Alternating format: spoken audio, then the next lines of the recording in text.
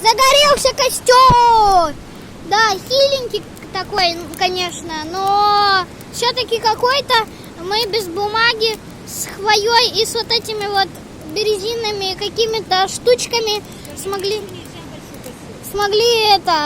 разжечь небольшой костер, который уже почти потух.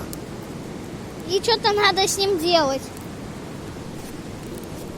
В лесу нельзя большой... Да, в лесу нельзя большой костер разжигать. О, вот сейчас пошло дело. Я вот так вот беру вот эту вот палочку и ее вот так вот Ой, ну все, нету костра. Понимаешь, это надо специально наготовить дров. Потом мы сидим и думаем, что он у нас будет сам по себе готовить. Вот, короче, уже почти ничего не осталось. И походу все.